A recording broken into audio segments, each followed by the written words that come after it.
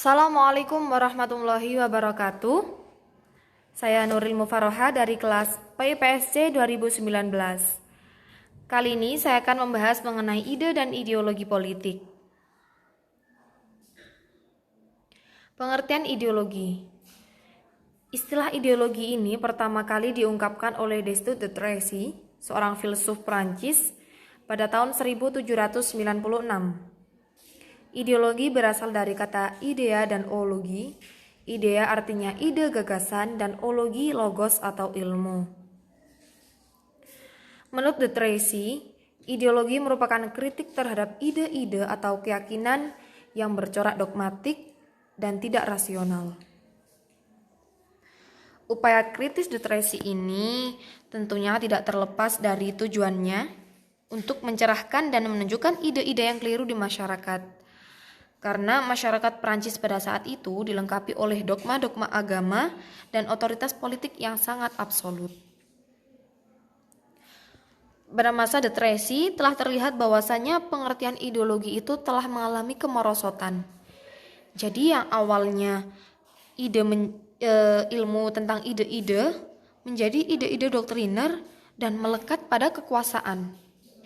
Maka dari itu, Karl Marx berpendapat bahwasanya ideologi sebagai bentuk ilusi, kekuasaan, dan kesadaran palsu. Maksud dari kesadaran palsu di sini adalah ideologi tersebut merefleksikan kepentingan kelas penguasa. Dan kelas ini sendiri tidak pernah mengakui dirinya itu sebenarnya sebagai kelas penindas. Seiring berkembangnya waktu, Karl Meinheim berpendapat ideologi itu sebagai pandangan hidup. Dan menurut Heywood, ideologi sebagai seperangkat ide yang menjadi basis tindakan politik yang terorganisir. Ada 3 ciri ideologi. Yang pertama sebagai worldview, pandangan hidup masyarakat. Yang kedua sebagai model, visi, cita-cita tentang tatanan masyarakat yang baik di masa depan, dan sebagai pedoman bagi perubahan-perubahan politik yang seharusnya dilakukan. Kemudian bentuk-bentuk ideologi. Ada 2, yang pertama ideologi sebagai sistem pemikiran tertutup dan ideologi sebagai sistem pemikiran yang terbuka. Ideologi sebagai sistem pemikiran yang tertutup di sini sebagai ideologi yang memonopoli, tidak mentolerir ide atau keyakinan yang bertentangan. Kemudian, ideologi menjadi instrumen kontrol sosial dan menuntut adanya kepatuhan. Ideologi semacam ini dapat dijumpai dalam ideologi-ideologi doktriner karena ajaran-ajaran yang ada di dalamnya itu disusun secara jelas, sistematis, serta diindoktrinasikan kepada warga negara, dan pelaksanaannya pun diawasi secara ketat oleh aparat negara. Di dalam masyarakat, ideologi yang diperkenankan hidup itu hanya ideologi yang diakui oleh negara. Contoh dari ideologi sebagai sistem pemikiran tertutup di sini yaitu ideologi fasisme di Italia dan Nazisme di Jerman era Hitler. Selanjutnya, ideologi sebagai sistem pemikiran terbuka. Di sini mengandung komitmen terhadap kebebasan, toleransi, dan pengakuan terhadap kemajemukan masyarakat. Ideologi sebagai sistem pemikiran terbuka dianggap sebagai ideologi yang tidak ketat. Mengapa? Karena ajaran-ajarannya itu tidak disusun secara terperinci, tidak diindoktrinasikan kepada warga negara, serta dalam pelaksanaannya pun tidak diawasi secara ketat oleh aparat negara. Jadi berbanding terbalik dengan sistem pemikiran tertutup tadi. Ideologi ini dapat menerima ideologi lain, sehingga dapat hidup bersampingan dengan ideologi-ideologi lain di masyarakat. Contohnya seperti ideologi Pancasila. Selanjutnya, macam-macam ideologi. Yang pertama yaitu ideologi liberalisme. Liberal artinya bebas. Jadi orang yang menggagas pertama kali yaitu John Locke, seorang filsuf dan politikus Inggris. Menurut John Locke, hak milik pribadi yaitu salah satu hak alam dan naluri yang tumbuh bersama pertumbuhan manusia. Ideologi liberalisme ini meyakini keberadaan natural rights atau hak natural yang mengatakan bahwa setiap individu terlahir dengan hak untuk hidup, bebas, dan berkepemilikan properti. Di sini, tiap individu memiliki kebebasan dalam segala bidang. Netral secara moral, artinya membuat peraturan yang memungkinkan individu membuat keputusan moral mereka sendiri. Jadi tidak serta-merta bebas, tapi di sini masih ada aturan. Freedom under the law, kebebasan di bawah hukum. Mengapa bebas di bawah hukum? Karena kebebasan seseorang itu mungkin merupakan ancaman bagi kebebasan orang lain. Makanya tidak serta-merta bebas, terus tidak ada hukuman, tidak. Jadi meskipun di sini bebas, masih ada peraturan yang mengikat kebebasan dalam keterbatasan, seperti itu. Selanjutnya, konservatisme. Tokohnya yaitu Edmund Burke, seorang negarawan. Menurut ideologi konservatisme ini, the desire to conserve, keinginan untuk melestarikan, yaitu tidak menginginkan adanya perubahan mendasar dalam sistem. Jadi, sikap ini biasanya dianut oleh mereka yang memiliki kekuasaan. Agar kekuasaan mereka bertahan lama, maka kaum konservatif ini cenderung mempertahankan dan melestarikan sistem yang sudah ada. Agama dipandang sebagai kekuatan utama di samping upaya pelestarian tradisi dan kebiasaan dalam tata kehidupan masyarakat. Kemudian lembaga-lembaga yang sudah mapan seperti keluarga, gereja, dan negara semuanya dianggap suci. Lalu bagaimana sih perbedaan konservatisme dengan liberalisme? Jadi kalau konservatisme ini meyakini pelestarian nilai tradisional, kalau liberalisme meyakini kebebasan dan kesetaraan. Seperti itu. Langsung lanjut kepada selanjutnya yaitu sosialisme. Sosialisme ini tokohnya Karl Marx sebagai pelopor utama gagasan sosialisme ilmiah. Setelah terjadinya revolusi Inggris yang menyebabkan terjadinya ketimpangan antara golongan borjuis dengan golongan proleter, maka muncullah ideologi sosialisme yang memiliki prinsip kesederajatan dan pemerataan bagi rakyat. Ideologi sosialisme ini menolak kebebasan penuh karena dengan kebebasan penuh tadi cenderung berpihak pada kepentingan pribadi. Hak milik pribadi atas alat-alat produksi diakui secara terbatas. Maksudnya di sini adalah semua aspek produksi itu dikendalikan oleh negara, sehingga individu atau kelompok tidak dapat memiliki hak untuk semua aspek produksi. Mengapa seperti itu? Karena ketika produksi dilakukan oleh negara, keuntungan akan mudah dicapai oleh negara karena tidak ada persaingan dari sektor swasta. Kemudian, keuntungan yang diperoleh digunakan sebagai kepentingan rakyat. Negara sangat diperlukan untuk membina dan mengkoordinir kebersamaan masyarakat. Selanjutnya, fasisme. Tokohnya Adolf Hitler.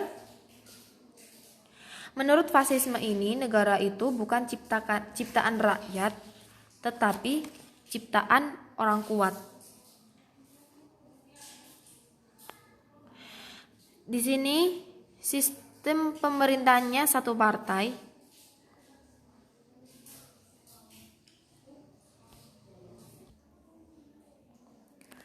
Pemimpin mempunyai kekuasaan penuh terhadap setiap keputusan tanpa pengecualian. Tidak adanya kebebasan serta kemerdekaan bagi individu, serta tidak mengakui persamaan derajat manusia. Jadi fasisme ini lebih condong kepada penguasanya, bukan kepada masyarakatnya.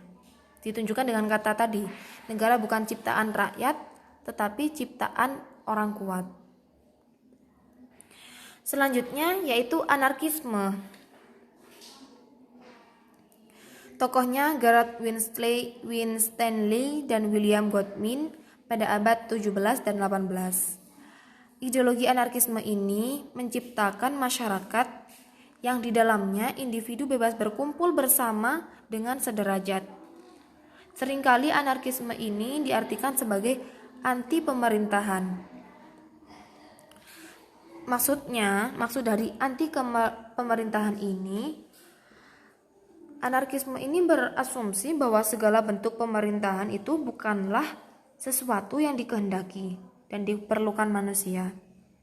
Yang diperlukan manusia hanyalah sebuah masyarakat yang didasarkan pada kerjasama yang bersifat sukarela di antara individu maupun kelompok sosial.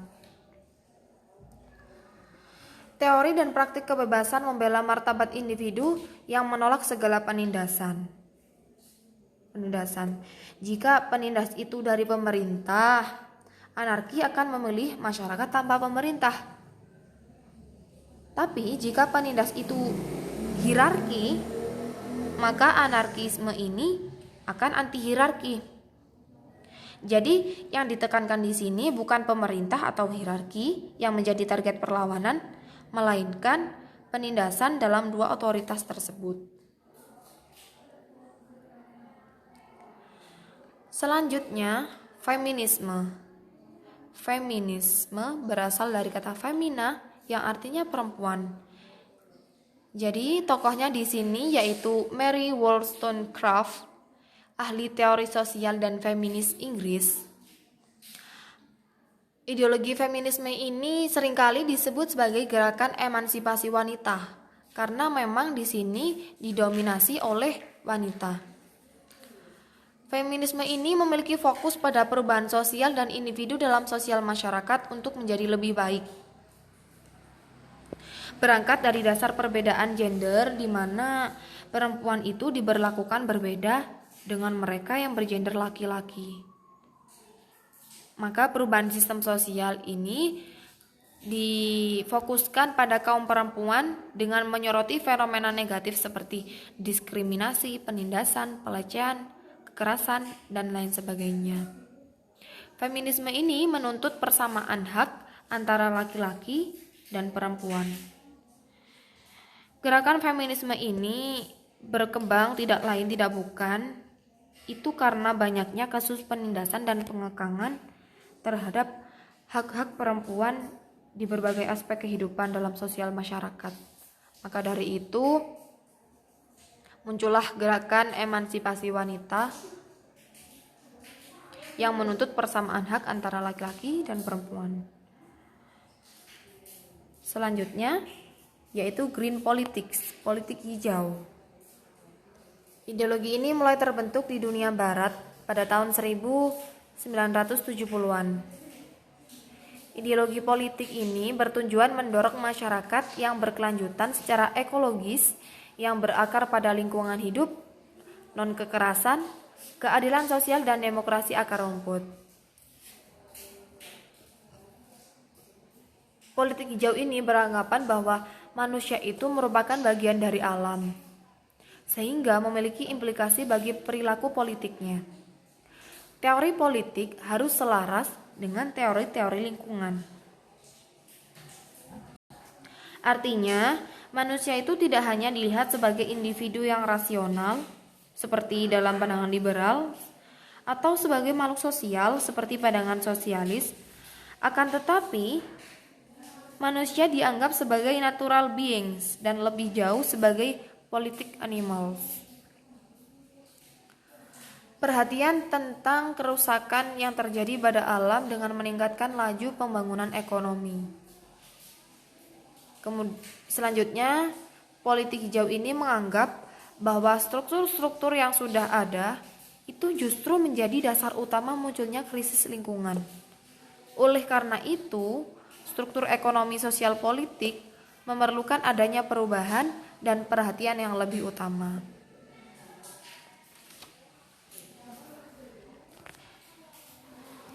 Ideologi selanjutnya yaitu kosmopolitanisme.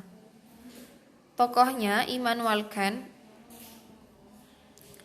Jadi Immanuel Kant ini berpendapat the right of man as citizen of the world is a cosmopolitical system shall be restricted to condition of universal hospitality. Maksudnya di sini secara sederhana kalimat ini menyatakan bahwa kita harus menerima orang yang berbeda dalam kehidupan kita. Namun jika dikolaborasikan lebih lanjut, kalimat ini menyatakan kita itu seharusnya menyadari bahwa dunia ini tidak homogen. Dengan kata lain, dunia ini terdiri dari berbagai agama, suku, ras, budaya, warna kulit, dan masih banyak lagi.